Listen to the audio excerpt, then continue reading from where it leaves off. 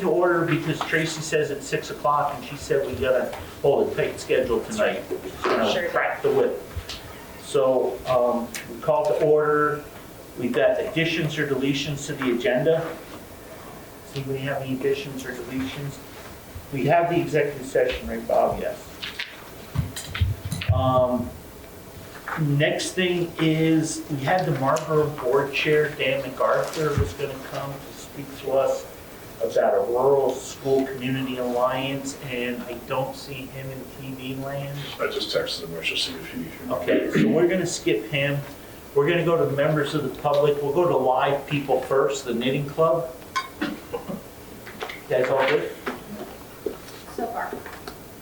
Okay. Randy, Robin? Yeah, I'm all set. I might want to bring something up for the new budget stuff. Oh, we mean I'll let you. Okay. Mark? Nope. Okay. I got on TV land, we got Alyssa, Ashley, and Alan. Going once. Going twice. Gone. Members of the staff, we kind of covered it at the same time, but I'll go around again. I'm sorry, staff members. Want to speak as staff? TV, somebody's from staff on Yeah, TV. Ashley and Elisa are both.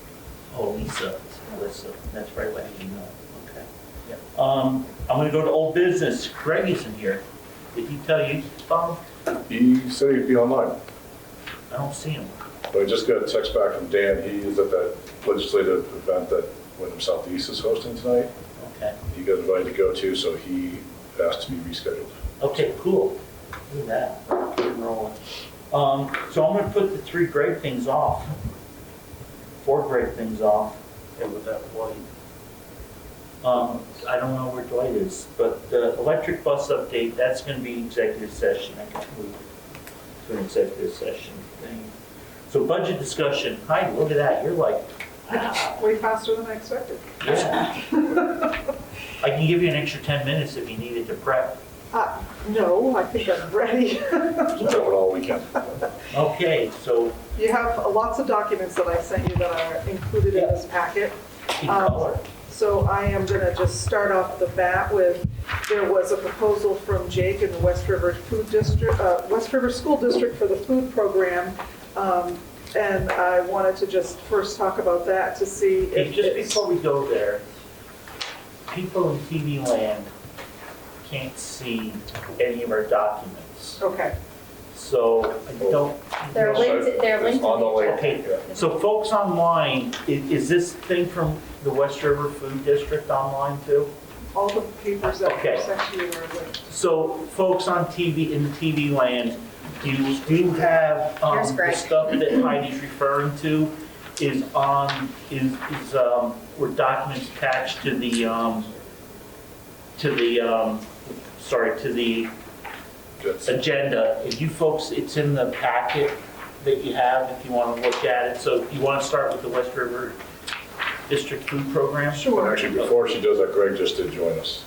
Okay, well, Greg's gonna have to wait now. All right. He lost. Sorry, Greg.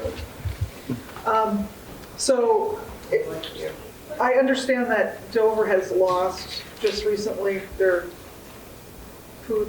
Do you want me to go ahead? Bob, go ahead, you started for us. Oh, Me. Yeah, you can talk about personnel issues.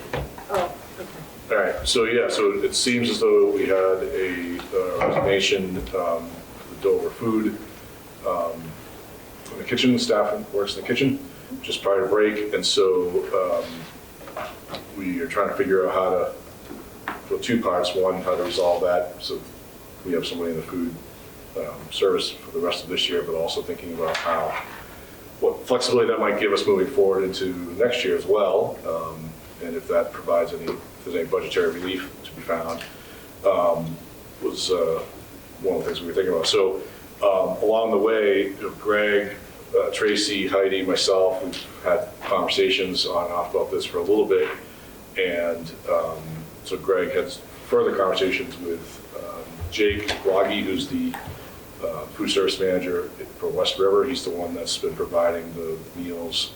He's not personally providing meals, but overseeing the provision of meals at the Wardsboro building.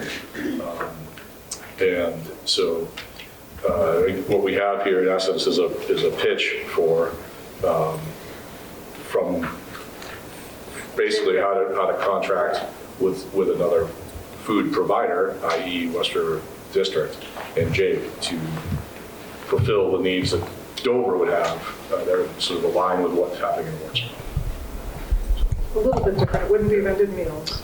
You would still have a person here doing some cooking, but he would take on all the oversight, and if that person was out sick, West River would make sure you were covered.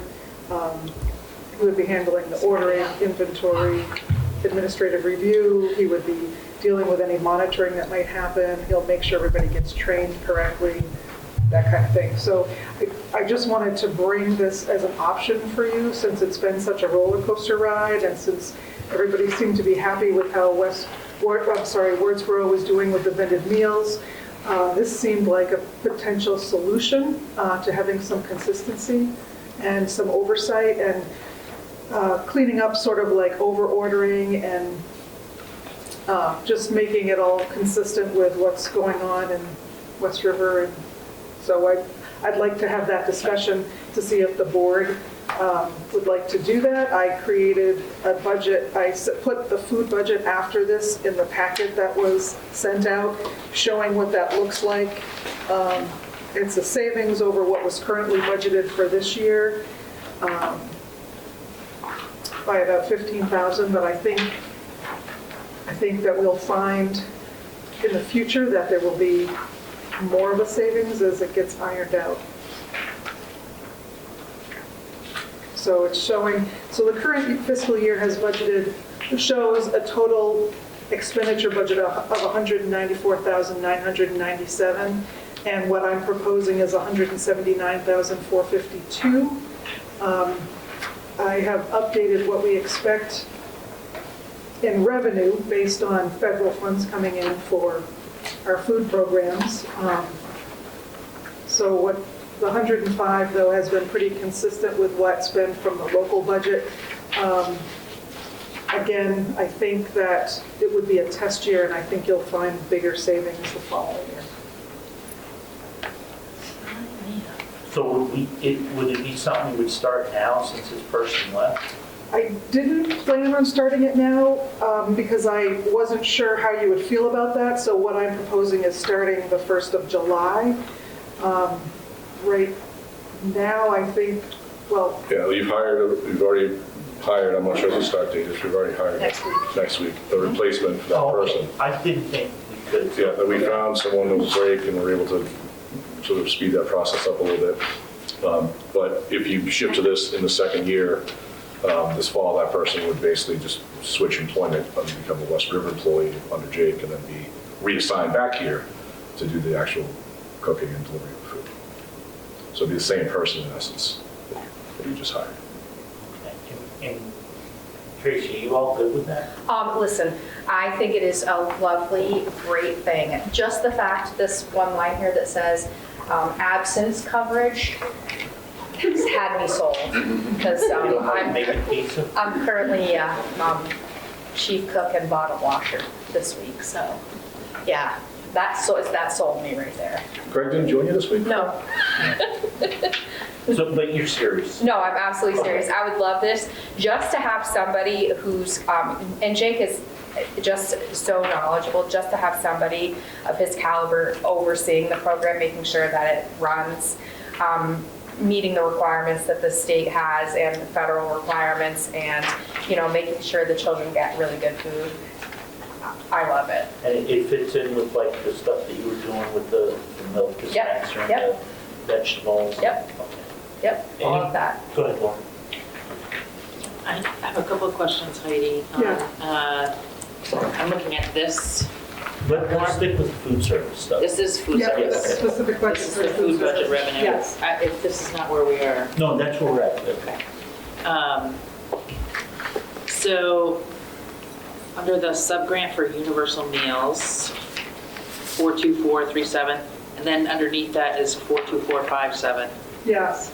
What is the difference in those two things? Is it It's just just, the coding and where the funds are coming from, state versus federal. And so I think, I was looking at this because in '24 it was in one place, but we've cleaned up some of the budget units through what the state wants them at. So it's just essentially a change of how we're reporting it from whether it's state or federal. okay. And then, I would just call our attention to the universal meals. That is something that is under contention right now in the legislature. And those grants, I believe, draw down additional federal revenue, so I don't know if there's a federal impact. And are we talking about federal exposure here? We certainly are. So I would just ask us to maybe think about that as we're moving through the budget, where the places are where we are exposed to federal instability here. Or do you, that if something did change in state around the universal meals, do you think that would take effect fiscal year 26 or 27? Probably 27, I would hope. So this might be okay from the state perspective. Federal perspective might be different, depending on what happens there, but, okay. I think it's just important for us Yeah. to think about, as we are doing our budget, how much risk we are exposed to. So, But that's also why we try to clear budget vote off a little bit, because we're at a lot of risk for what happens in Montpelier with the legislature as well as the federal government. So I think that we can make adjustments at the school district annual meeting too, if you notice that. thanks. Anything else on food budget? That's all good. So my question for Heidi then, just to clarify, this proposal, is this what's represented in the actual budget or no? It has been updated in the actual budget. So your budget you look at next includes this already baked in? Okay. Yeah. So if we're okay with the food stuff, and nobody has a problem with what's suggested, having Jake, the West River group, oversee that, that's because Greg is here and he gets nervous quickly. Let's do the stuff that we were going to do with Greg so that he can not have to stick around for us. So Greg, you had a few items tonight. So let's start with Dover Roof Part 2. That number sits as it is. I went through the capital budget. It is exactly what we thought it would be. And my question is, do you want me to bid it? I mean, I know early in the fall, we talked about trying to put it out earlier, just so that we would have it locked in and done before the summer hit, basically, so we'd be doing it right at the beginning of July and not into late August this year, This was a little bit more, this 332, 446 is a good number, you think, or does it have to go back out to bid? I mean, it has to go back out to bid, but I think that number will hold. And if it went up, I don't think it would be a ton. Okay, so does anybody have any thoughts or questions on the roof? Because I would think we'd want to at least wait till we get to the annual meeting just to make sure that, I would think that maybe if we put out the bid the 1st of May and with a start date of July 1st, and then that way we can have a little better feel. Yep. Yeah, I mean, having done it last year, it'll be much quicker this year, I think. Getting the process going and out, whatnot will be much quicker. So I can reach out to Bob, the gentleman we used last time, and we'll do the same thing. We'll have them basically pre-prep it for early May with 3 companies to bid, and we'll get it back ASAP. So they're ready to go. Okay, and that's a manufacturer's rep. Yep, that's the gentleman from Duralast. Yep. Okay, and just because we'd really like not to have Tracy become a roofing expert and a flood expert, so it can be done by the time they come back at the end of March end of August, end of March. Absolutely, yeah. Okay, does anybody have any issues with the roof? I have a question. So is that Because there's sections that are leaking right now or something on rainy days, right? And does that cover everything? And is there any remediation that needs to happen, like with the sections that leaked this year? And is that included in the plan? Well, if they're the leaky spots that is in the new roof, they're under warranty. Okay.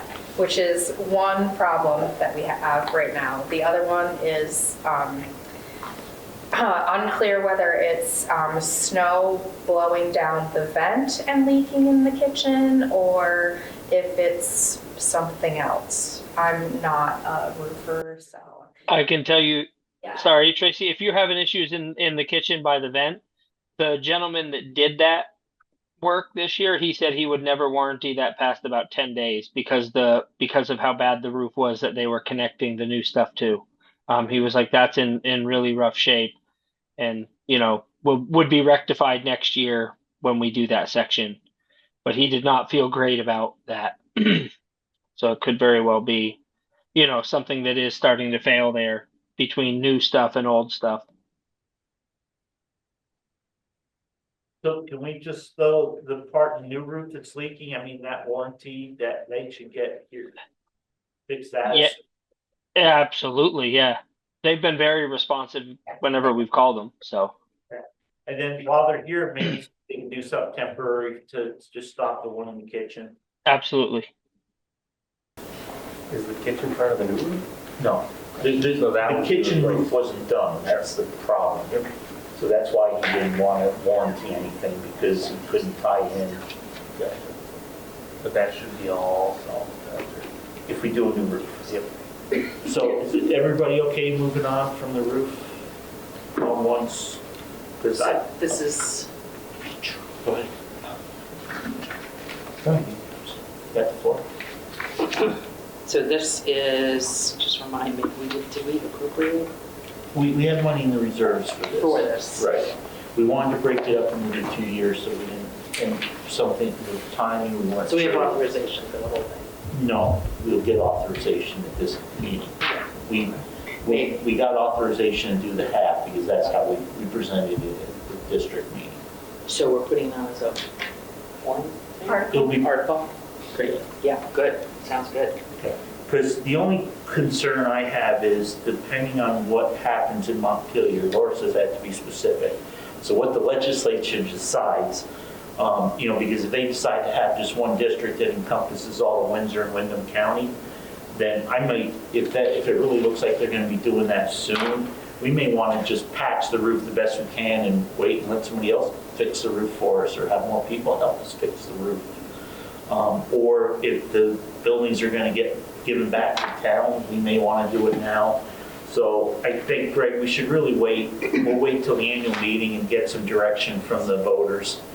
I'm not ready to, I wouldn't want to sign anything here on the roof. Because, it may be that we want to use that reserve money for something else, or ask the voters if we can use it for something else. Because we just don't know. I mean, if it winds up being one big happy school district for the whole area, it could be somebody else's headache and not ours. Yep, absolutely. So that's your roof. PCV update. I know legislature in Montpelier is looking at allotting a lot more money, but from what we were told at the state board meeting is a lot of that's already spoken for, and it's not enough to fix everything that they're aware of. So tell us what you know. What I know is I think that at this point, even we're going to have to foot the bill this fall for another set of carbon filters, because you only get 1 year out of those. They gave us the first year, they paid for the second year, but with no money, I don't know what to expect. Basically we've been told not to expect anything, because none of ours were at the level that North Country and Hartford and some of these bigger areas were. It's kind of frustrating because A little. How much are the carbon filters? I don't know. We never paid for them, so I don't think that they're a ton. They're probably a couple $100 a piece, but I think there's it's probably $1,000, $1,500. But we really do need to do that, because we'll be in the building. Yeah. Yeah, absolutely. So, but that's something, that's in operating, right? That's not, We can cover that in the operational budget, yeah. okay, that's proposed. Would that be this year or next year? It'd be this coming year because I didn't account for them. I wasn't planning on them giving us any money. So I accounted in this year's operational budget, we'll have it. So we'll order them this summer and get them for the fall. Sorry. Not this current fiscal year, it would be next year's. Okay, FY26. yeah. Is everybody good with that? And then we shouldn't plan on them fixing anything that they destroyed. Correct. Wonderful. Everybody all good with PCB update? Tell us about the Wardsboro water system, Greg. So we just finished up a project with Chrissy Haskins and the Dufresne group at Leland and Gray, and we were chatting with her during that process. And we are expected to have in the next couple of weeks a design so that we will then be submitting to the state for approval. So we're still working on it. You know, they're still working on it, and once they have the design finished, we'll submit it to the state of Vermont, and once they give us the go ahead, we'll put it out to bid. Okay, and that's something we gotta do because we need that to keep our state water permit. Keep everything on the up and up over there. And that was pretty comparable in cost to replacing the lights, the UV. Yeah, absolutely. I think we figured out, Rich, that in what, 3 years of what it was going to be to replace that and the lights, it would be covered. So Yeah. Bulbs get replaced every year, whether you use them or not, so. correct. Yeah. So this, you got $1,000, $1,200 or whatever in bulbs a year, and and you were going to have to spend, I think it was, what was it, 12 or 15,000 to replace, and we're going to have 10,000 in this, and maybe 6 to 8 in putting in a standby chlorination. So estimated. So we'll be up a few grand, but it'll pay for itself in the first couple of years. And that's in this year's budget. Correct. Robert. The design, anyways, is already in this year's budget. The PO is made for that. Obviously, we don't know how much the rest of it will be, but yes, the PO for, I think it was 11,000 for Dufresne Group to design the system is the PO's made. We've paid out, I think, 2,200 of it. Okay, is everybody good with the water system then? Any questions, comments? Cool. Look at that, Greg. You're knocking your stuff off left and right. Electric bus update. We're going to wait for the executive session on that. Or I got to hang around for a few minutes. Sorry. No problem. And then the only other thing on the facilities. So the only other big item that you had still on there is in Wardsboro. You have a new boiler for next year. Yep. How important is that? Well, I've had 3 or 4 different meetings where they've said that both the boilers there are in rough shape. So when I met with Alliance to have him take a look at it, I'm expecting a quote for what it would be for both and a quote for just one, so that we can kind of have we can kind of hedge our bets, right, Rich, and say, hey, let's maybe not have them both replaced in the same year for one, so that you create future gaps, so you don't have to afford it all at once. And give ourselves, with all the stuff going on at the state, also the flexibility to say, hey, maybe we spend 25 on one instead of 45 on two, or so. And have we been having trouble? Have they been failing or? No, we haven't. I've just had. I mean, the boiler inspector that comes from Visbit said that they were in very rough shape. The techs from Alliance have always said the whole bottom about foot of them is starting to rust right out on the side panels where all the rods go in and stuff. They're getting pretty corroded. And I believe they're a handful of years already past their expected lifespan. Yeah, they were on both the Fuss and O'Neill, I think it was, did your capital needs assessment there in 2017. They were on that, I believe, for a 2022 or 23 replacement, and then the current FCA also had them on there as an immediate replace, and that was done in 23 from the state. Does anybody have any comments or questions or?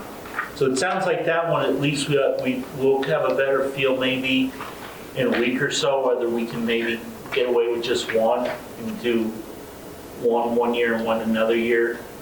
Yeah, that's the hope. Yep, I'm just waiting on numbers to come in from Alliance, and then if it's too much, then we would just go with the formal bid spec route. So they're oil boilers? Correct. So if we do the 1-in-1, we would stick with the oil, we wouldn't update to a more efficient propane then? So we would kind of lock ourselves into propane or oil? Well, my only concern, Mike, would be that if you get into that, where the boilers are and where you would keep that, you're talking about digging up pavement and having to trench through some propane lines, because we thought about that. Of course, they are, much more efficient, but you would probably want to do both at once then. Yep. And you would have to then incur the additional cost of repairing the asphalt and whatnot. And so it was kind of like bang for your buck, right? Like your best bet is probably to just stick with what's there. But we can. I mean, that was the route we went in Wyndham. But again, we didn't end up having to tear up any asphalt or anything. That was my biggest concern, was once you get into that, then you're starting to spend more money on install. You'd also have some remediation with the oil, getting rid of oil. Okay, anybody else on board for HVAC or for the boiler? Okay, so we're not voting tonight to approve a budget to send out. We're gonna do that in March. So if we could get that for the next meeting, at least get a better handle on that, that would help us a lot. Greg? Yeah, of course. I will push for a quote ASAP. Okay. All right. So then, electric bus update, like you said, is going to be an executive session item. So we will go back to budget item. Rich, really quick too, just on the food service thing too. Like I did do a lot of work on that with Heidi and Jake. The other piece I would tell you all is kind of a bonus of that is it's like any kind of contracted service for the most part, right? If it ends up over that, we figure that out. You know what I mean? And it kind of insulates you all from budget overruns, I guess I would say too. So that would be like another kind of a good way to look at that is, hey, this is now, at least now you're kind of at a flat rate on whatever that number is. Okay. Thank you, Greg. Yep. Okay, So, budget, so. back to the budget, I was just Yeah, so gonna, let me, Yep. so last meeting, there were some questions that were sent out the last two meetings, and Heidi did answer some of them. Does anybody on the board have any comments, questions, concerns, thoughts on the budget? Because basically it's the same budget we looked at except to change food service. I also found some savings in tuition because I had the time to do a deeper dive and increased what you'll be getting because I needed to pull apart what students are paying tuition to Wardsboro and Dover and whether they would still be here next year. So there's a little more income there. There's definitely a savings in tuition that I found, which I sent you a new tuition graph that was added on. You had asked me if we had a specific question in tuition regarding if we went with the averaged announced tuition, what would that look like? And so on the sheet that I sent you that is all about tuition, I added a yellow highlighted area showing what I just received. The average announced tuition is $20,840. And so the amount that Burton that you were questioning, the private school, $21,972. And so I did the math to show that you would save about $69,000 if you went with the average announced tuition versus the $21,972 that Burton has set for their tuition. So I know that was one of the questions about how to save some money, and I just want to point that out. So in the tuition number I'm using, you're losing 15 students according to what your numbers are currently. 12th grade students, you have 30 of them, and there are 15 6th grade students currently. So there is a significant savings there. I have not put in any phantom students in case there was moving in or moving out. I figured the board could sort of dictate if they wanted that addition in there, but so that is really the specific changes. Yes. And the SU budget, the MTSS budget was a reduction, which is also lowered in your budget, which made for, between all those things, it reduced the 6.4% increase to a 1.1% increase. So that helped significantly. Okay, so let's, just so we can take this in bite-sized chunks. Sure. So we're talking about the tuition, so the Burton rate is something that's a special article. Yes. So I would say that we would want to keep we wouldn't want to take the 69,000 out of the budget. Did you do that, or, okay. So that's something we can take out if we have to in the future. Yep. Or we can just, we have that information Right. on that I didn't make article. any changes, basically. But I will also say that Leland and Gray's tuition is the same as the, Yes. so if every student went to, who was going to private school, went to Leland and Gray, then there would be no savings at all. That is true. So again, it's that, almost like that phantom student thing. So I don't know how the board wants to deal with that. If they went to Brattleboro, at 19.5, there's a little bit more of a savings, 19.5 to 21,972. yeah, so what's that? It's $2,500. So if all the students went to Brattleboro, 50 students at 2,500, it's 100,000, over 100,000 savings. But again, you can't force a student to go to any school. Well, Go ahead.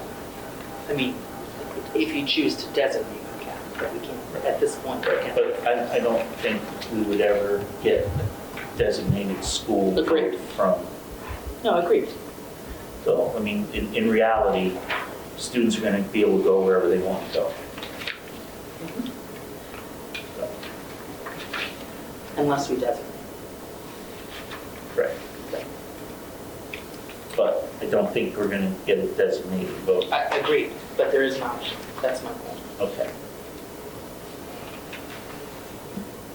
So our tuition is I would say that since we do have some reserves, I don't think we should kind of try to put any phantom students in. I think we should try to budget what we think we're going to have. And if we have less students next year, we'll have a little bit of a surplus. If we have more students, we don't have to borrow money and we don't have to incur interest. And I think since we don't know what's going to happen in the future too, what does the board think? My recommendation would be that we would just go what we actually think. If there's 25 students graduating and 15 coming on, let's reduce the number by the 10.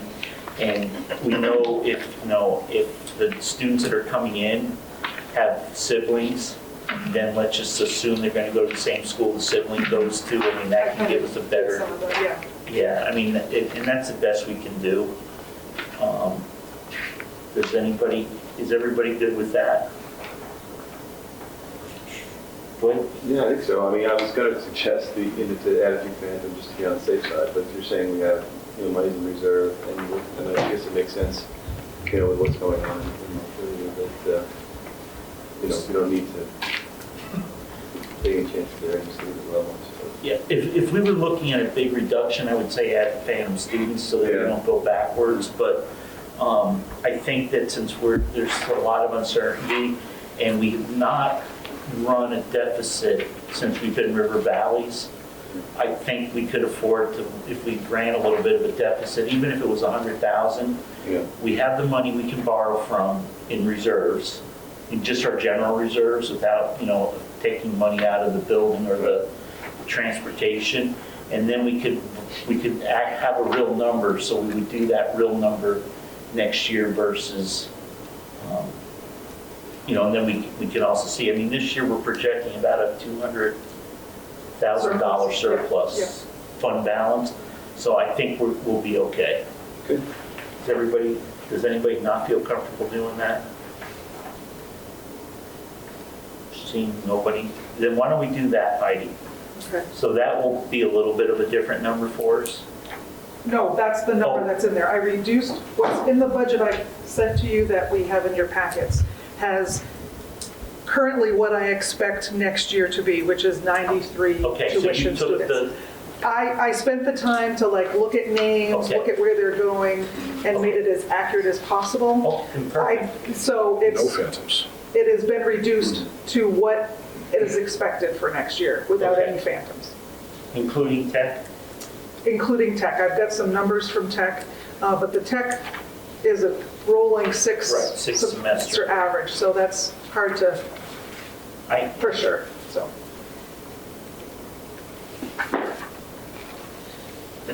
okay, excellent. So, Is there any other changes you made in the budget? so the other changes were, other than tuition and food. Alan, hang on a second. We're dealing with the board first, then we'll open it up to public. Go ahead. Thank you. So there was a slight reduction based on the WCSU budget being reopened, and there was a position that was reduced in the SU budget, so your assessment for the MTSS budget went down slightly by about 42,000, so that was a reduction. And otherwise, the food, there was a little bit of a tech assessment increase because we had added a little bit to the tech budget, but that was minor. It went up by about 1,000, 1,500 for you. So ultimately, the reduction from the last budget that I produced was another reduction, a total reduction of 364,000 to 309. So that's the current budget in your packet this week. So we're looking at, last year was 6,845,217, Correct. and you're looking at 6,919,190, which is a total increase of $74,000. Yes, A 1.1% increase. But that's just our expenditures. that is just your expenditures. Okay. Are there any questions on the budget? Like you all said. Yeah, I want to just point out, you said a reduction from 6.4, but I believe the first budget that came through was 9.5. It was, So, I mean, I think that's tremendous yes. work And- to get from 9.5 to 1.1. I put in what the tax implications are. Let's Okay. deal with, we're dealing with the That's fine, it was just part of the package. education part of the budget first. So let's see if there's any other questions on this part of the budget. Go ahead, Bill. Which part of the budget? Just Just the bottom line? No, if there's line items, what we're discussing, because we don't vote on a tax rate or tax implication, we vote on the operating budget. I see that there has been a lot of really good work to bring things down. And I would note that we lost 8.5% of our student population last year. We are under 100 students, running 2 schools with still 2 full-time administrators. Are there 2 full-time guidance counselors in here? 1.6. Oh, no, that's the nurse, I'm sorry, yes, there are 2 full-time, yeah, 2 full-time guidance and 1.6 nurse, yes. And so,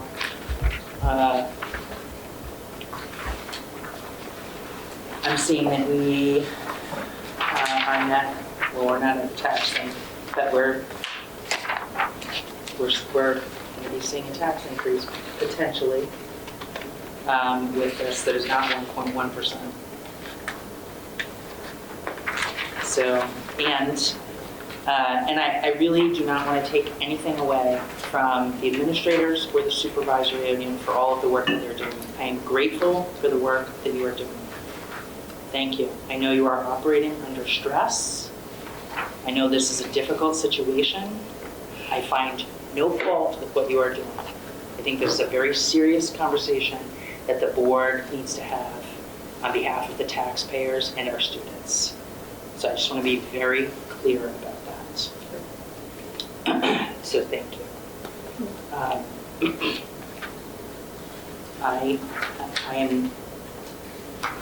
I'm not comfortable with the budget as it is. I think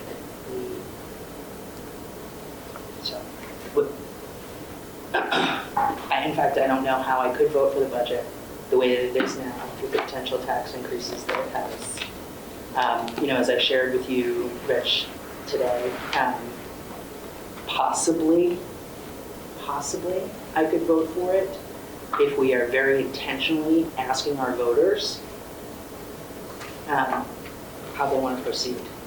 I have heard from a lot of our constituents, and I've heard from a lot of my other constituents that people are they're over maxed on property taxes. And so that's where I'm at. So do you have any suggestions on the budget, Yes. on the operating budget? Yeah, So that what, we get ourselves on a path to either a single building or a dramatically reconfigured situation with maybe a teaching principal in one building, smaller numbers, that we really look at the overall organization here. And I will also note that while there's a lot of discussion in my field here about, you know, how we go forward, you know, we at least have some control over that. You know, we are looking at some pretty serious risk from what's happening federally to property tax rates as well. And I mean, to think about, you know, we have a minute probably to think about that, hopefully. Are you able to draw down federal dollars right now? Yes, I have currently, I'm getting reimbursements. Yes, I've talked at the last FASBO meeting, and we met with some of the grant management personnel, and they pretty much said they've had no indication that that's coming to an end, but then again, they may just go to draw one day and it might be shut off. So they're acting as if they're continuing to move forward as nothing is wrong, but there is no promises, obviously. So we have still had drawdowns for all the grants that we have put in place at the SU level and so forth. Well, that's reassuring. Yes. You know, and I will also, this is the last thing I'll say, it is so imperative to me that we have high quality educational programs for our kids. And I think trying to do what we are trying to do, we're creating an untenable situation, one that our voters are not going to support, our taxpayers, and that we're just going to be cutting with their kids. So my vote is for us to look at a pretty significant reorganization in our buildings and either do that this year or go to our voters with a detailed question about what we should do. okay. Kate, any questions, comments on the budget? I think Expenditure budget. the amount of work that was done on this in the last 3 weeks is amazing, so thank you. It's definitely a lot of work. It's not easy designing a student-centered budget, so thank you for all of the work that's gone into that. So next year, we're looking at 122 students between the two schools. Okay. And what were we at this year? 100 and... Oh, I don't know where you were getting your number. Where were you at? I can't see, Laura. No, I looked at pre-K through 6th grade and I added it up, and I have terrible math skills. So I came up with 122 students between Dover and Wardsboro, not including home study over here. This guy. Okay, so what am I looking at then? You Oh, that's high school. You were looking at high school Excuse kids. me. So I'm Let like, me- Laura, hang on. I walked in that Wardsboro building this morning and they gained 2 new students That's today. So that, yeah, like we're still educating apologize. 122 students between these 2 buildings. And it's really important to me that we maintain a high caliber of education for those 122, or if we gain a few more, 130, 100, whatever we have. And that we think about the longevity of our, of the people that work in those buildings and the mental health of that too, because if we try to make reductions that stress people out, we're just gonna have a lot of staff turnover.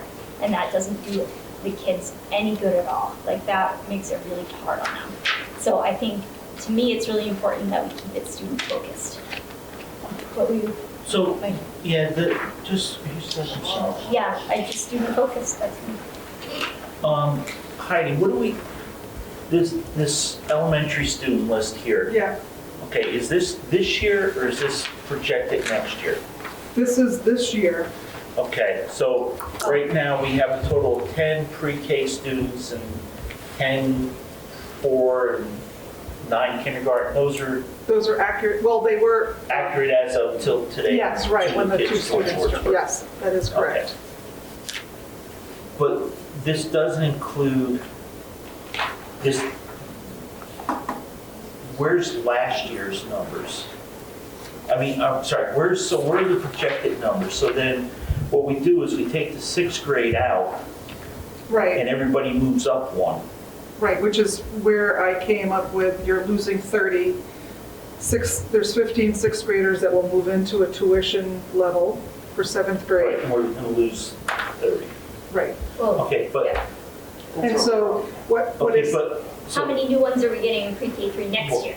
and that is what I don't know. Okay. so here's what we've always done, and it's worked really, really well for us, is if you go to the town reports Yep, and we look at the number of births in the town yep, 4 years ago, or whatever, three-year-old, so it would be 3 years, 4 years ago, that will give us a rough number of how many could be here. And what we found over the years is it may not be the same, when they used to list names, yeah, it was never the same know, I used to name, do it but for it's always towns and- within 1 or 2. because they come and go, but you're Right. saying it's about the same amount. Right, because I don't think, to me, the pre-K numbers can't be right. But no, because you got 9 in kindergarten, so 10. I mean, these include kids that are in private daycare, private pre-K programs, not necessarily in the school building. Oh, the totals? Yes. Oh, so, I mean, We're yeah. paying tuition for them to go to, the 10 hours, so that's how we count this. Yeah, okay, so I mean, we're probably pretty close, and there'll probably be 10 new students moving to And for the pre-3, 3, I mean, and, because we seem to be for those 3 groups of pre-3, It's been around 3-4, 9 or 10. kindergarten, we're all within 1, with 10, 10, and 9, so if we assume 10, does, Tracy, you know, a big bubble number coming up, or do we know in Wardsboro? Well, I don't live in this town, so I don't know. Yeah. But, Did you get a COVID bump? Did you get a COVID bump? Well, no, the COVID bump, I think, is It's already still like gone. your 12th graders. Oh, no, I mean like, with the 2021, here we are, 2020. Oh, like the blackout in New York Blackout in City, New York, that, too. doubled the school population 5 years later. Right. So I think our numbers are pretty, if you look at our numbers in the elementary list, we're in pretty good shape. 2nd, 3rd grade seem to be a little bit bigger numbers, but not, 4th grade seems to be a little like an odd year, and kindergarten seems to be an odd year.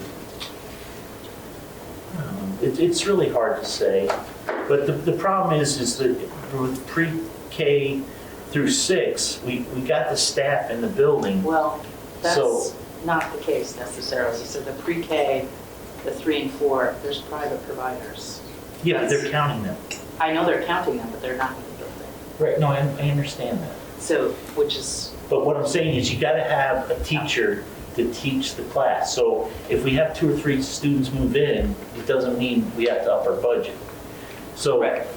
just as an example, in kindergarten in Dover, you have 6. So if another student moved in, you shouldn't have to add a teacher. We're not gonna have to split the kindergarten kids. I mean, there's no class in either building that is large enough that if we added a couple students, that we're gonna have to, do what we did. Remember in Dover one year, we had 2 teachers to teach 12 kids because we projected 24 and we contracted. So I think we have some movement in there if some students come in, so. Well, so I have another question. well, actually, this was Kate's thing, so are you all set? we're getting close to Wardsboro. That 5th and 6th grade got one of those 2 new students. So man, that's like 17 kids in that. Yeah, but I think we also put in next year for, I know, it's changes Sure. next year, so we're Yeah. okay. okay. But Are you good? I'm good. Okay, Yeah. Laura, we'll come back in a second. Mike, do you have any? So I'm good at that percentage rate, especially obviously with the 2-school system we have going now, to only go up to 1.1% without any educational cuts that I'm aware of. It's pretty good to me. But there's nothing glaring out. As far as anything I want to bring up, quite impressed. Yeah, I agree. Okay. So a couple quick things. I don't disagree with Laura that I think that this year to try to make some major changes is just too late in the process. But I think that we do need to look at the annual meeting, and I think we need to, as soon as we approve this budget and get it off to the press, that we need to start really looking at the future. And I think it's got to be two-pronged, because I think we really got to look at what the federal government is doing. You hear they want to do away with the Department of Education, and some people think it's the greatest thing in the world, and other people think it's going to be the end of the world. Who knows? If there's less reporting to do, I said to Bob, well, then maybe you don't need as many people writing reports, and we can save some money. If they still, they've never given us, 12%, 11% of what they promised us. And they've never fully funded it, but they make us do all the reports like they're fully funding it. We don't know what the state's doing. If we are a school district of Windham and Windsor County, we may not have a school anywhere off of the Connecticut River. They could decide that everything's going to be there, and it could be a big change. And if we get to stay somewhat where we are, I do think we need to be more, we maybe need to make some changes. We did purposely look at the offerings in the buildings because we made a very conscious decision with the approval of large approval of a lot of the voters in both Dover and Wardsboro not to have the exact same offerings in both buildings, because we felt that really exposed us to being shut down. Because, well, if you're offering the same thing, so we did the STEAM in one building and we did the international IB thing in this building, and maybe it's time to look at that again. And I think it's time to bring the public along again, because it's been several years. When was it that we did the merger? More 16 or something? Yeah. Was 17 our first operating year? 18? I think 18 was, because I remember going to a lot of meetings before the kid was born in 17. Yeah, we're 6 or 7 years in. That's pretty good in education terms. Every couple of years they give us a new test, like they say, so they can calibrate it or something. I think it's because the levels aren't where they want to be, so their answer is give us a new test. But I do think it's really time to really look at some stuff. That things changed. COVID changed things a lot. So I don't disagree with you. I think we really need to look at our numbers. I know there's students that don't attend schools that are going to come back into the fold, because we have 6th graders who are being tuitioned outside the district. We'll probably come back into tuition in 7th grade. So who knows what those numbers are going to do. We haven't looked at the income and the tax rate stuff yet, but I think as an operational budget, you folks have done, the administration has done a really good job. But I think we do need to look at the 2 full-time guidance positions were partially because of coming out of COVID. And I know that central office is doing some different things in the West River district that we don't get the same benefit from central offices as maybe West River does, so we should maybe look at that for next year. So I think I agree with Laura that if we can approve this budget and send it off to the voters, have a discussion, that we do owe the voters in both towns to really take a hard look and to include people, over the summer, spring and summer, and next year, so that budget time we can, if we need to make some changes, or the state may tell us what they're gonna change and we may not have a choice anyways. Everybody okay with that?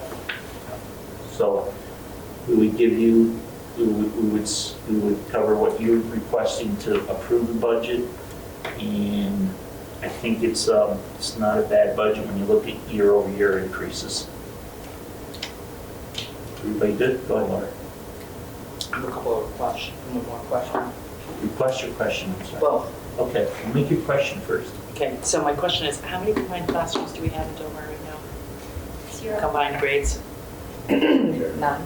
We have pre-K, 3, 4. And how many in Wardsboro? There's 4 classrooms total over all the different grades, from pre-K 3 and 4 and kindergarten in one room, first and second are another room, third and fourth, 5 and 6. So I would also say I think we should look at that this year. This year? Yeah, in this current year, budget. yes, I think so. So So, I mean, we're gonna go into the excess spending penalty on a year when our, so. That was one question. And the second is, this is an extraordinary amount of work, and I deeply appreciate all of the information that is on here. If I could ask for just a few more pieces of information on here, if we could label the various charts as to what the data is that they're showing. Sure. Because as we saw, some of us are just flying pretty fast here. Mhm. So that would be helpful, I appreciate it.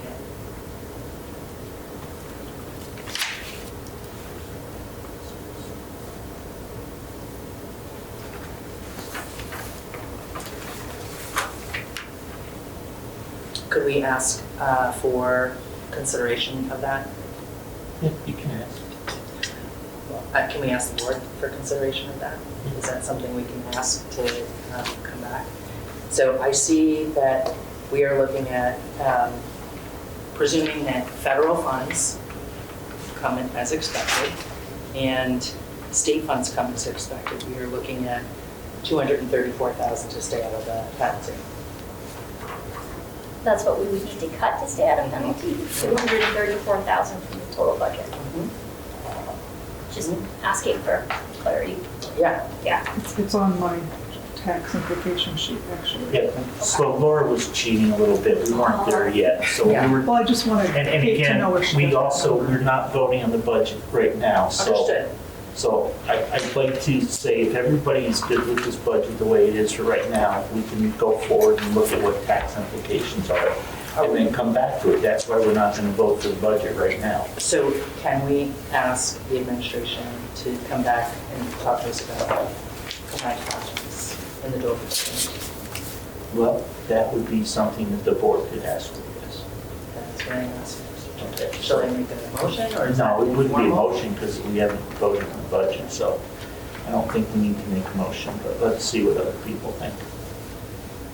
Anybody want to weigh in on asking, so are you asking for all classes combined? I'm asking for. So you want it to be just like it is in Wardsboro? No, that's not what I said. I'm Okay. asking No. for us to ask the superintendent and administrators to come back. We have one building that has combined classrooms, another that does not. There are much smaller classes in Wardsboro than Dover, but Dover's are, most of them, I would say, combined. So we've had combined classrooms in this building before, in the upper grades in particular. I think there's certain grades where I think it blends well than other grades, like it depends on the content and curriculum that the students are at. So I think asking the teams to analyze that in comparison also with student numbers makes a lot of sense. So I think, because the curriculum, like I know that the 6th grade curriculum is pretty divergent from the 5th grade, but we do it anyhow in Wardsboro, and then like I think that 1st grade year learning to read can be a little bit tricky and stuff, but What was always advocated to us from Susan Mack was to keep the younger grades, if possible, by themselves, which helped us, which was helping us with our special education. Was helping getting students to be grade Able to level read. readers at grade level versus 2 to 3 years behind. And that the older grades were something to look at. Okay. But, I would be very happy to ask the team to think about this. Okay, so let's hang on a second. How does the board feel about that? So, that's a specific request. So does anybody have any strong opinions one way or the other? How about this? I learned at moderator school, you're supposed to get opposites every time you call on somebody. So you're supposed to get somebody pro and somebody con. How do you know what someone's going to say when you call on them? So, what do you think, Dwight, on Laura's request? I'm not saying it's not a good idea to review it, to look into it. It's certainly something we should be reviewing each year. I'm just wondering about the timing. We're about to put together a budget. I think this is something that takes a little bit more time and give the administration a little bit more headway, lead time to do something like this rather than just do it in order to lower a budget. I think, just like talking about combining schools and some of those other large decisions that it's not obviously as large as closing a school, but it still is a pretty big decision for the administration to make. But I think it needs a little bit more time and input rather than just do it as a budget exercise. Okay, Kate, you're next. I think I think it makes sense to review it. I can see why Dwight's saying the hesitation at the time, but I think putting it on the table every year and looking at both buildings, does it make sense to split other buildings? If we're doing different things, we don't really have physical space in the Wardsboro campus, but yeah, I think To go to individual. grades, yeah, unless they Put an addition up. No, a portable classroom or stick up in dirt, use the outdoor classroom all over again. We had students that utilized that quite a bit one year. No, I think it makes sense to look at it, but I don't know if it's something we have to move forward on. I think it bears To look at looking it for this year. Yeah, looking at it. The budget that we're discussing. Yeah. Okay. Mikey? I think if we're just looking at it to cut the budget, I think the last thing I would ever look at is getting rid of a classroom teacher. I think there was a million other things that could be removed before that. Thank you. That's what I believe. I hate to put you on the spot there, buddy, being new, but I think it doesn't hurt to look at it. But I don't think we need to move forward on it necessarily, but I think that's what we need to do, right? yeah. So I would say when I'm looking at it, I see 3 to 2. To look at changes for this coming year. So Bob, I think we're gonna have to direct you to see what you can do. And come back to us at the next meeting. See what we can do. Can you be more specific? Yeah, Laura's was very specific. Can we combine some grades in the Dover building? Don't. So you were looking for what would be the financial savings and the No, impact on I don't kids? even think From an that. educational standpoint, does it make sense from an educational needs standpoint for the students of the Dover building? Can we Does it- combine one of does the it make grades? sense? Does it make educational sense? Will it work?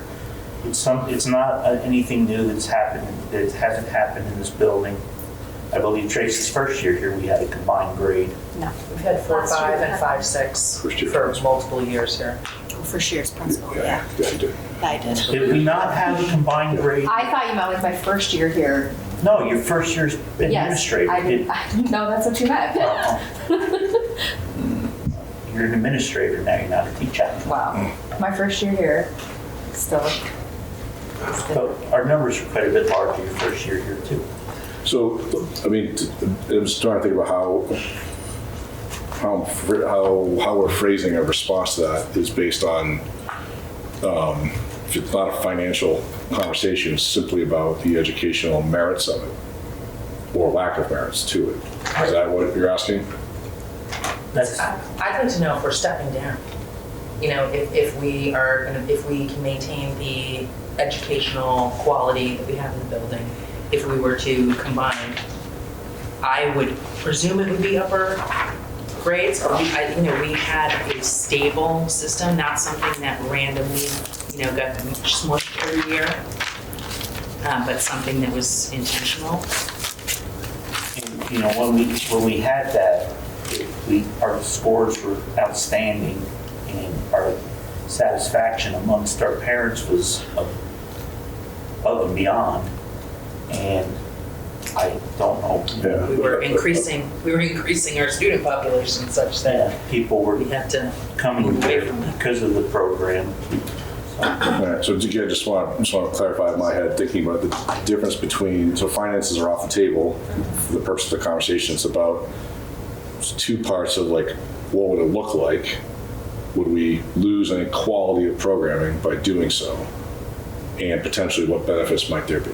Is that of multi-age? Benefits and drawbacks. I mean, Right, both, right, but that's, yeah, okay, all right. But without losing the quality of the current experience is what I'm hearing. Given the number of students that are in the building Right, give them more and students, each classroom, Yep.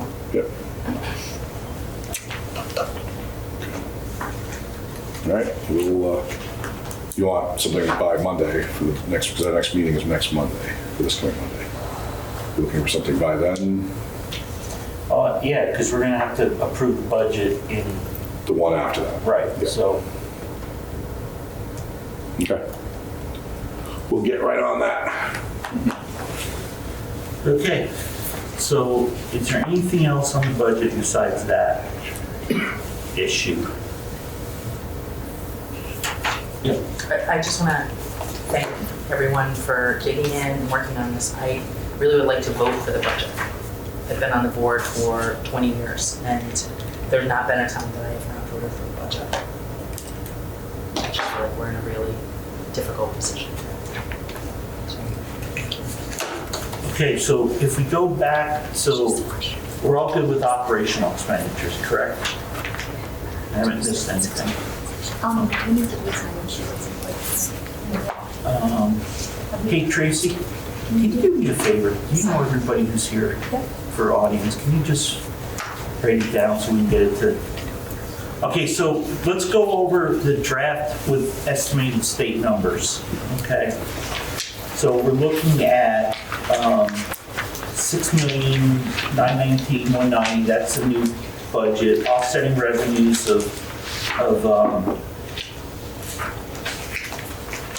$278,380 for net education spending of $6,648,10. Long-term weighted average daily membership is 402.3, which is down from 452, so it's almost 50 students off. Net education spending is 16,507. Exclusions from excess spending calculation, there isn't any. You don't have any bonds. Yeah, but I thought transportation was one too. Not right now, it's not. Cool. Exclusions, so net ed spending less exclusions, 16,507. Estimated excess spending threshold is 15,926, so that's not even a number that's been set in stone yet. Estimated over the threshold is 581.11, so education spending plus excess spending is $17,088.22. Homestead yield is 8,553. The equalized homestead tax rate is $1.99. Discounted equalized homestead tax rate is $1.99, $7.92 anyways. So then to get to where we're going to be going for taxes, so if we, you know what though, Heidi? What happens, because if we buy down the rate, we take money out of the reserve fund? If we take $234,000 out of the reserve, we're under the threshold, aren't we? Yes. Yeah. Okay, I mean, this doesn't include any transfer from reserves. Correct. So we're not really all that far off, because we've been moving 200 to 250,000 a year anyways. So we're in pretty darn good shape, actually, folks. But again, it doesn't hurt to look at numbers. So tell me something, Heidi, here. Wardsboro, you guys are just overachievers. You're at 126% fair market value. That is amazing. And Dover is at 85%. So if we were, what were we last year for? If you flip the page over, If I flip it over? There you go. I put down the 25, there's also the 24 there, so you can see it, but the first one is what your estimated CLA is, but then with the 72% CLA and statewide adjustment, that's how you come up with the current numbers. But the in purple below shows you what it was for 25. It also shows you what your tax rate was, not the CLA, but the tax rate in 24, so you can see the progression. Okay, so this current year, our CLA was 70.83. Yep. And it's going to be next year because of the adjustment at 72. So we're actually going up a little bit. So that helps us. So going up is a good thing. Yeah, In Wardsboro, Okay, like way up. right, because point of clarification. Yeah. What is CLA? common level of appraisal. Okay. So the state of Vermont has number crunchers who sit there and take all the sales from your town and they kind of compare it to what your grand list is. And they tell you that we think your grand list is high or low. So with you guys being at 126%, they're saying your grand list is a lot higher than it really should be by 26% roughly. They're looking at Dover saying, hey Dover, your tax rate is way off. You're 15% low, or roughly in those numbers. So what they do is so that everybody throughout the state pays the same rate on value. So we're comparing this to like a town like Brookline that has one sale a year, maybe two, to a town like Dover that has one or two sales a day, and then they're using the sale numbers. So it's kind of an arbitrary number. It's never been fair. I've argued, lots of people argued against it. I argued when Act 60 first came out. I wrote something that said, why don't you just say an acre of land is worth X number of dollars and a square foot of house is worth Y, and everybody pays the same that way, whether you're in Burlington or Brookline or Dover. And they didn't like that because it was too simple. And 3 people didn't have a job to figure out CLAs. Anyways, so it figures into your tax rate. So if everybody was if there was no adjustment for common level of appraisal, our rate would be $1.73. $1.99, $7.92. And then non-homestead is $1.73. And then it has to get adjusted by the CLA, and that's why you get a varying tax rate. So Dover's tax rate, if we went with everything we had, would be $2.34, and Wardsboro would be $1.58. So you guys, Wardsboro goes up 11 cents and Dover goes up 24 cents. But again, it's not all because of the budget either. Some of it has to do with the CLA. But again, if your property's valued more, you're gonna, basically you're gonna pay the same amount of tax dollar. It's how much you pay versus what your rates are. Rates are just an arbitrary number that determines what you write your check for. August 15th and February 15th. Dover, I don't know, you guys pay your taxes. No idea. Oh, you don't pay. Like, February 1st and September 8th. Oh, so you guys are similar. So anyways, so Laura, we didn't do any transfer yet, so. But it doesn't mean that we can't bring the other number down. Pardon? She doesn't love to bank on that number. What? The buying down the rate. No, but it's not, we've done it every year. It's not a new thing that we've done. Yeah. But the other thing too is like another town in Wyndham Central is using their entire reserve amount to buy down the rate for this year, figuring that next year, who knows what's going to happen. And, there's been several times the state's been wanting to call back any reserves or any balances because they feel it's their money, not our money.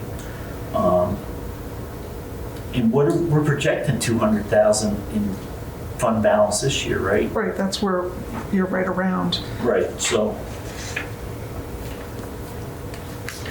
So anyways, why doesn't everybody digest that?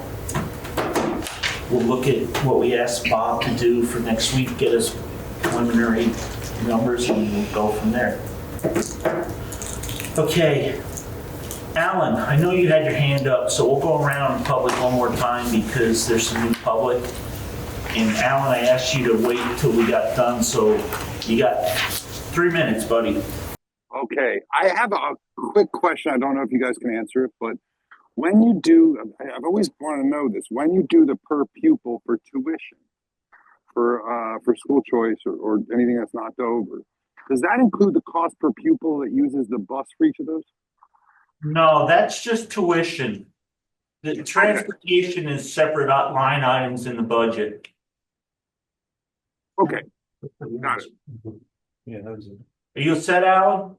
No, I have another one. And I guess I just want to point out that obviously if some of those tuition schools have transportation and some don't, then that number should be included anytime there's comparison. The second thing. It's included in the budget, Alan, too. I understand, but I'm talking about when you're discussing comparing tuition amounts and versus from school to school, that you always include budget or it's sort of a fictitious number. Right. Yeah, we only supply transportation to a few of the schools. Is there any way you turn the volume up? Because I can't hear him. It's at its maximum volume. It is. I'll get closer if that'll help. I don't know if that'll help. Oh, no. Try again. Say something, Alan. Hello, my name is Alan. Yeah, that's better. Thank you, Tracy. Okay, are you all set, Alan? I have one more quick one. That's really just sort of something I'd suggest that Bob looks at when he does this. Is we've got good examples of Wardsboro combining classes, and I feel like a data-driven sort of analysis of what's happened and how that's gone at Wardsboro would be valuable to understand whether it's something that should be looked at Dover. Okay, thank you, sir. Valerie? You all set? Yeah, I'm all set. Thank you. Ashley? I'm good, thank you, Rich. Okay, Alyssa? Elisa, I'm sorry, Lisa. I'm good, thank you. Okay, Scott?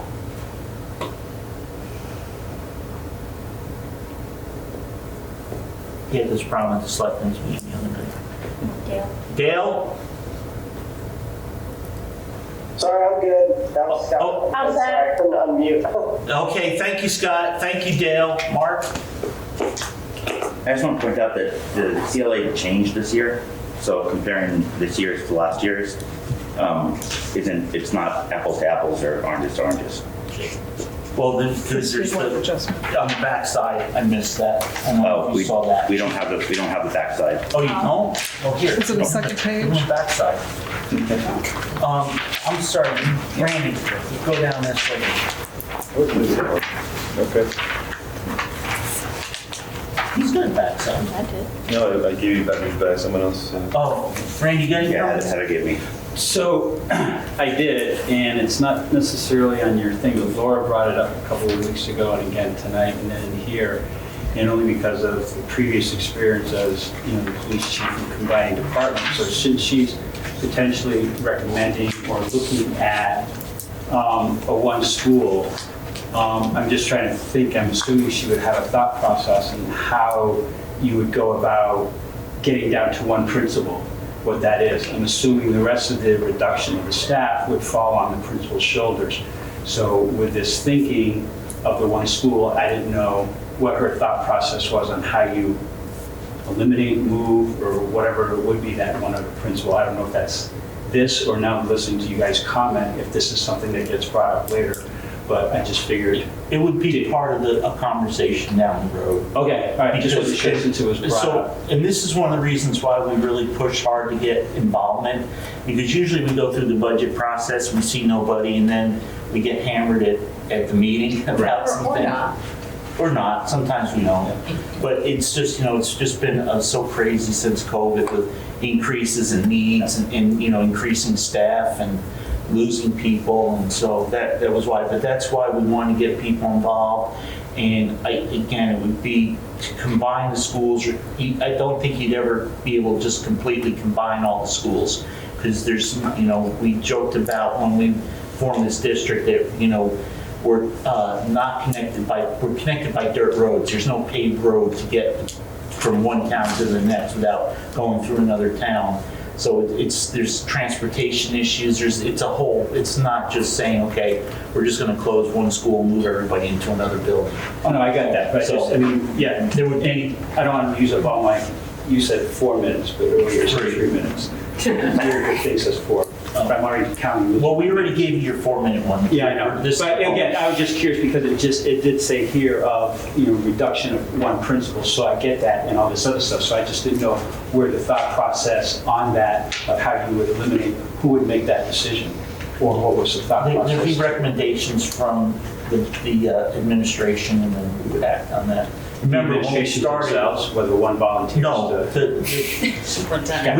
we only supervise one person. We supervise the superintendent. Oh, Superintendent so it's supervises everybody. his job to say, Well, no, he would make a recommendation that the board would approve. okay, gotcha. And remember, when we started this endeavor, we had a 1.5. We had a full-time administrator in this building and a half-time administrator in the Wardsboro building.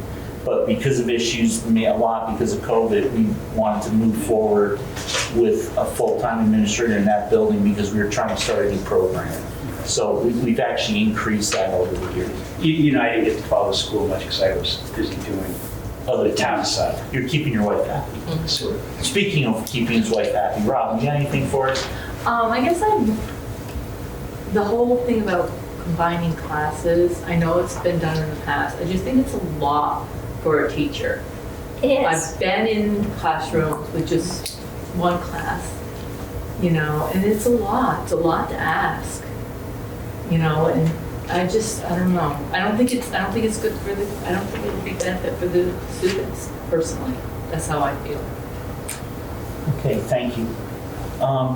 Heather, and you don't have to speak. I just want to give everybody a chance. You can pass.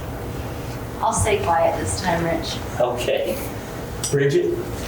I can see the benefits of both. I've taught combined in the past with the expectations the district has on the teachers at this point. It's overwhelming to just teach one grade level. Certainly with the number of students in a classroom, my class, for example, is extremely small. It's a challenge because there's so few. So I can see both sides to it. And again, they're always difficult decisions, so I appreciate that. You don't have to speak, but you. I'm good. You're good? Okay. Although, wait a minute, I'll take that back. I did teach 3rd and 4th grade at Jamaica School for a long time. But I agree with Bridget, with the curriculum that we're using now, it would be really difficult, I think, to teach, to do good service to the children. Yeah, since we went to IB, we've been single grade, except for that little blurb a couple of years ago. So, and that was one of the things that was brought up during the IB discussion too, was it's a little bit more difficult with that one, but then there's, education changes every year. I mean, we find something new or somebody sells a new program, and we're trying to do the ELL now for central office, which I got to tell you, when that was presented to the SU wide, I mean, it was everybody who heard the presentation was like in awe, and but that's only what are we in our 2nd year of that, Bob? Mm-hmm. So there's a new program we're trying to do, and then I know in Wardsboro, we've got something going. Well, don't we have like some new STEAM stuff that you just got that kind of like just didn't go anywhere for a couple of years. It was kind of in limbo, and now it's starting to gain some momentum. So they've gotten some more steam for the STEAM program? Yeah. Yes, they did. Yes, they did, Richard. Sorry, I tried hard. Okay, so thank you everybody for your input. What? No, can't do it again. No, go ahead, Heather. You don't have to. I'm trying to. being a staff member and hearing how it's going at Wardsboro doesn't sound promising to then turn around and try to replicate that here. They're struggling to do what with both programs, Bridges and EL. Some of their classes are small, some of their classes are bigger, and their teachers it is a lot, and unless you're doing it, you don't get it. And so, yes, having 4 kids in a class, having 7 kids in a class is hard. And does it make financial sense?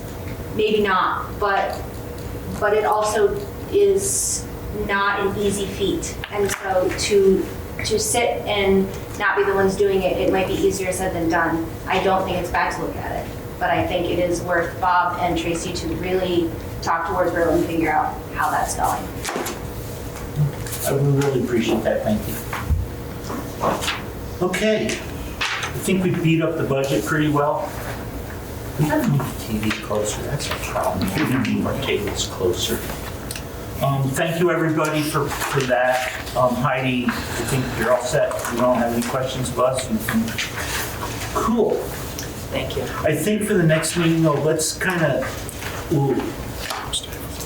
look at all our reserve numbers, because we have the general reserve too. And I know we moved some money out for this year. So let's just make sure we have some pretty accurate numbers, because it'll kind of be our last week of discussion, and then we'll vote on it at the end. Yep. Okay. I have nothing else for old business, so unless somebody knows I missed something. Superintendent's update, Bob did give us his cabinet report, I believe I saw somewhere here. February 25 cabinet report, but we got this a while ago. Beginning of the month, yeah. Yeah, so. New one coming soon. Yeah, next meeting maybe. Maybe. Play your cards right. So do you have any updates, Bob? But before I jump into that, I was just going to ask, will Heidi be invited into the executive session as well? She will. Okay, so she won't take off then. Yeah, I guess the only update I can make for you guys is that I am doing my best to stay on top of what's happening at the state level and trying to think about it from the standpoint of implications for the districts for which I work. I think I may have mentioned this before, but I'm meeting every 2 weeks with some folks, from legislators that are in Windham County, that are on House Ed, Senate Ed, and appropriations, I guess, with some of the regional superintendents, just to kind of have an open back and forth conversation where they can ask us implications of X, Y, and Z, and we can tell them what we think about it, and we can ask them questions. And so there's a lot of things happening right now, and I think the one thing that I want to bring attention to is tomorrow at 2:30, I believe, there's a presentation, I assume will be from the AOE on the governor's bill, which is, I've been told, is over 100 pages long. Sounds short. So they might sound short. Well, the one that's in House Ed now is like 8 pages, I think, right? So there's going to be a lot more detail allegedly rolled out in that. I will be listening in on that live stream as well to see what that is. I would say it's much anticipated by the legislators who, still are waiting for information on how to proceed and what some of the things will look like. I would say that just based on some of the rumblings that I've heard, that the 5 district thing is probably not the end game. It's going to be bigger than that, more numbers than that, I should say. But that probably minimum class sizes and some school sizes, some commute lengths, maximum commute lengths for kids on buses, things like that will all be part of those conversations. So, just following that along to see what the implications are. As I hear each thing, I think about, well, how does that impact Wardsboro, Dover, and the other schools, and just try to think about things.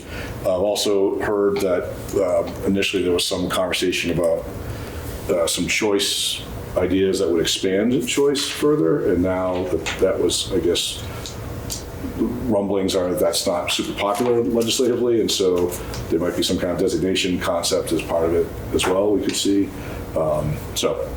Anyway, we will see what it looks like tomorrow. I think it's 2:30, and you can live stream it if you go to the either the House or Senate Ed's live stream page, I guess, so on the state website. So yeah, I'll be tracking that, and we'll try to give you updates. It's obviously great to have a legislator on your board who is there anyways, but I'll do my best to try to keep you guys up to date as well. Thank you, Bob.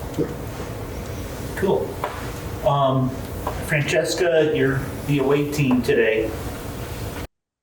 All right. Hi, everybody. And Heidi, just shout out to you. You've made an incredible amount of work look organized. So as you said, Rich, STEAM is steaming ahead at Wardsboro. I just went down to Black River Innovations over break, and we've got a bunch of coded Lego kits that we're modeling in 3-4. So they'll be creating some things, and hopefully I'll be able to share that with you in a few weeks. We also are getting some PD on this program called CoSpace, where kids can illustrate their writing in 3D on computers, which is pretty cool. Other than that, we're all done with our benchmarking. We've got our action plans done. We are winding down on winter activities, and I think that's everything. It's only been a week since we talked last because there was a break in between, so things are rolling along. 2 weeks in real time, but 3 weeks in real time, but only 1 week in school. Right. Yep. And we had a snow day in there. So. One? Multiple. Oh, yeah, we had some, yeah, you're right. See, they all blend together. So much fun, you forgot all about it. Absolutely. Tracy, home team's up. We are, we had a great first day back. They had some of the best pizza they've ever had here at Because you made it? Because I made it. Did you bring any for us? There wasn't any left, sorry. It was that good. Had a principal advisory committee meeting. We're working on creating the new continuous improvement plan, so I got some feedback from them. And that's it. Like, I feel like we just met, but I think we are great to go. Our data meetings are all complete. AST has got push in and pull out support. We're doing some new stuff for our first graders. There'll be a letter going home tomorrow so that everyone can see. I don't want to let the cat out of the bag yet, but parents will be getting a letter. Some good stuff going on in first grade. We're just hanging in there. Cool.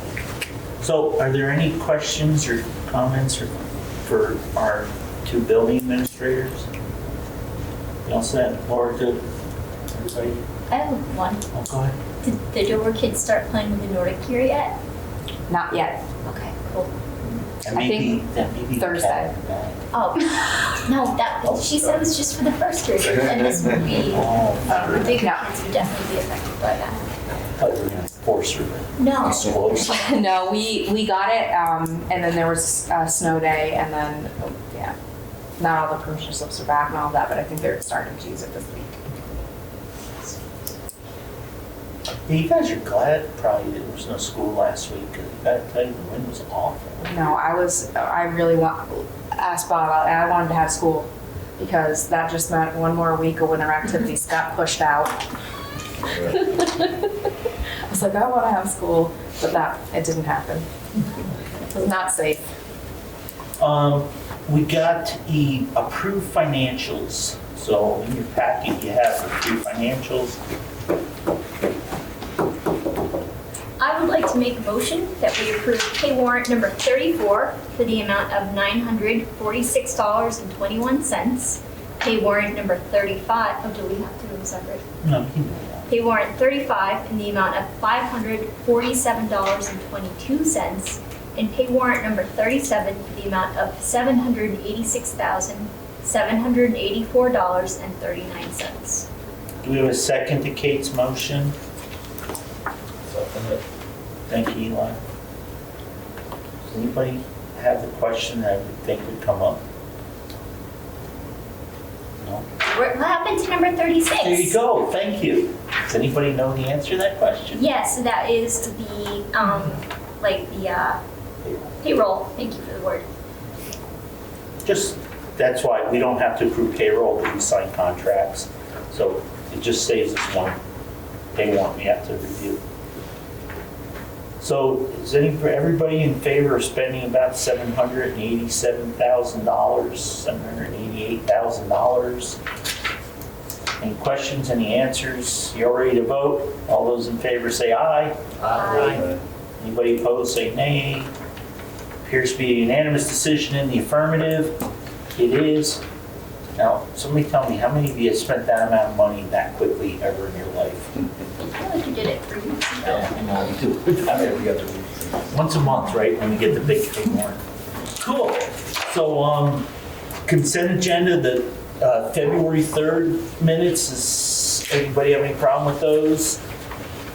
Which were in your packet. If not, approve them by consent. And then we have a letter from, it's actually was in no, we got it emailed to us. I don't think it's in the packet. But Wendy Johnson's going to retire at the end of this current school year. So we don't have to take any action on that. Just thank Wendy for her years of service. When are you gonna? Well, she was my gym teacher. How long has she been here? She was my gym teacher at Marlboro. No, That's all I know. when Nancy got done. I feel like she Nancy was went into- my 27-year-old dog. She hasn't been here that long, has she? She's been in the supervisory union for 22 years, I think. I think she has having some. What? No, she hasn't. Yeah. How long has she been here though? Here, she's been 19. How many? 19. 19, okay. Yeah, so she did. Well, thank Wendy for her service. So if we have nothing else, I need a motion to move into executive session for a legal issue. I will motion, I move to sign that the premature general public knowledge will clearly place the public body at a substantial disadvantage. Do I have a second to that? Second. Thank you, Dwight. Any discussion? All those in favor say aye. Aye. And then I move that, Appears to be unanimous decision in the affirmative. It is. I move that the board enter executive session to discuss contracts under 1 VSA 313A1A. Second to that? Second. Thank you, Dwight. Any discussion? Hearing none, all those in favor say aye. Aye. Aye. Appears to be unanimous decision in the affirmative. It is. Okay. 7:51, we're out of executive session, or whatever. 7:55 maybe? 52. 7:52 according to Tracy. So there's no decision made. Bob will keep us updated on our legal contractual issue. There being no other business to come before us, and Bob, I'm sorry, we're 22 minutes over time. I would entertain the next very important motion. I move we adjourn. Thank you, Laura. All in favor say aye. Aye. Thank you. Thank you, everybody in TV land. Thank you, Greg. Thank you, Thank you. Francesca. Thank you, Tracy. Thank you, Mr. TV man.